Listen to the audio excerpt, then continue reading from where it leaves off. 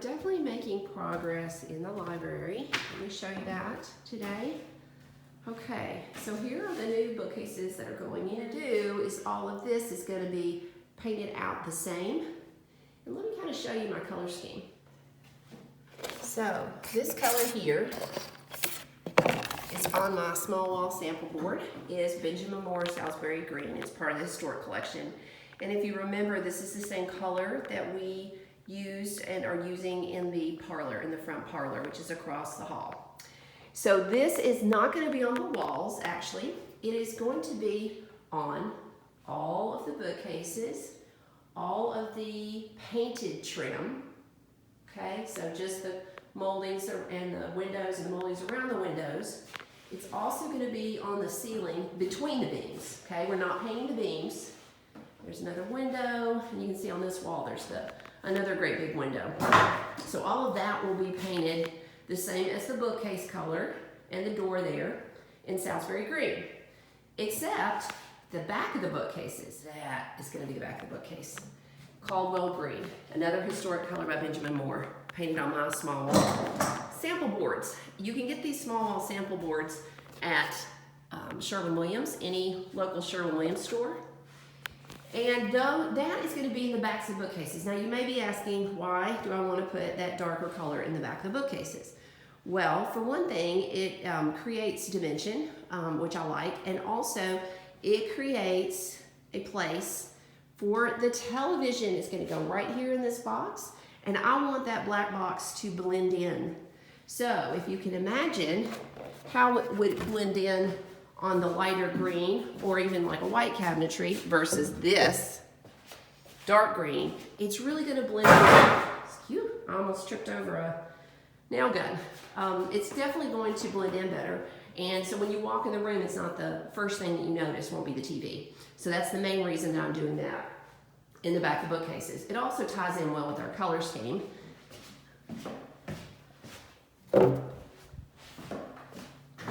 Which is this. So check this out. Those two colors and then this gorgeous William Morris wallpaper. I'm so excited about this wallpaper. This has been one of my favorites from the very beginning, and really didn't have any trouble picking a wallpaper for this room because I think it's going to be perfect with the colors and with my existing furniture, with all of this rich wood, because yes, the mantelpiece, the surround, that's all going to stay stained. The baseboard molding is all going to stay stained, and the beams are all going to stay just as they are. So I'm not painting over any of that. So this wallpaper is so gorgeous. It's got a lot of different colors in it that I'm going to use in the room. Blues, different variations of green, obviously, and a little bit of pink and a little bit of yellow. So that's just going to be on this wall and this wall. Today I'm trying to choose wood stain for this piece of wood that will be the baseboard for the bookcases in the library at the Granbery house.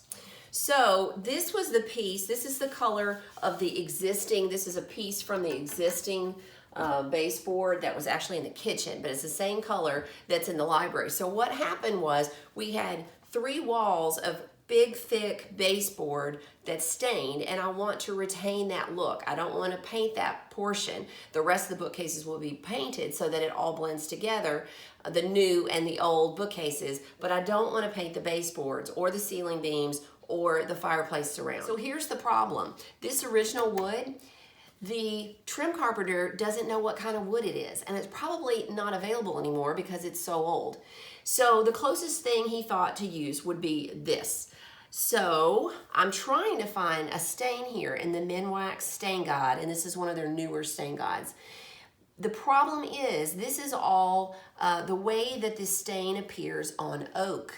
And this is not oak, and this is not oak. So this is a tip for you. If you're trying to choose a paint stain, understand, not a paint stain, a wood stain, understand that it's gonna show up differently, completely differently on different kinds of wood because of the grain, because of how porous the wood is or whatever. It's going to look different on every one. So you have to test that ahead of time. So don't use one of these Spandex and think that's going to give you the exact stain color. It's not. It's going to get you close, but you need to actually test those, which is why I have this piece with me. So I'm going to go and buy a couple of sample pots of Minwax stain and see what I can, see how close this looks with this. And if it doesn't look like a close match, we're gonna have to paint all of that baseboard out like the bookcases.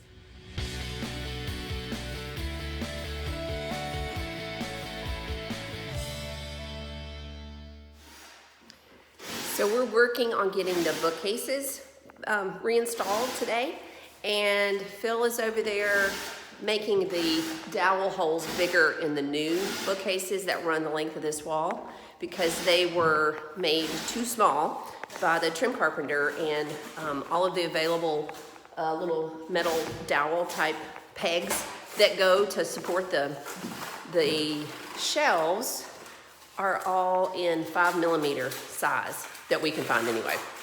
So he's working on that and is gonna make those holes just a little bit bigger, but I've gone ahead in the old portion and started installing shelves. So you can see we've got all these shelves down here to be put in, and the rest of them are still in the parlor. But it's kind of exciting to start getting the shelves in and start thinking about what I can put on the shelves.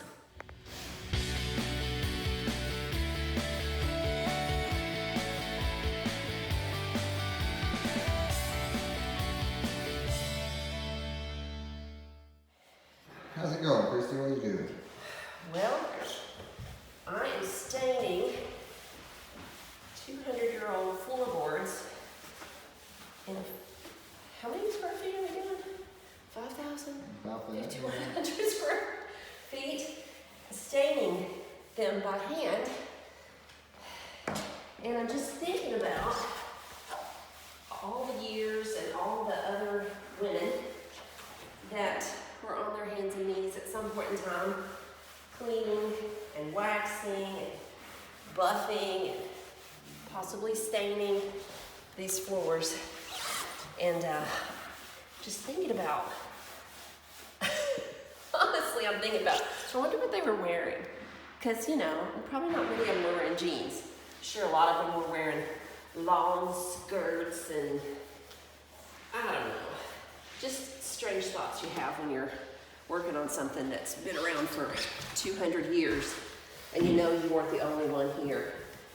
But I think the stains turned out great. We had so much, you know, they were old and needed help to begin with, but then there was quite a bit of damage that kind of happened during the restoration and between plumbers and painters and workers and trim carpenters. They got a little banged up, so we really needed to give them a lot of extra attention. And we have. And you know what? When you go over budget on plumbing and then you're in the middle of a quarantine and all your work shuts down, this is what you do. You just do it yourself. So that's what we're doing. And we're awfully close to being finished. I think it's going to be great.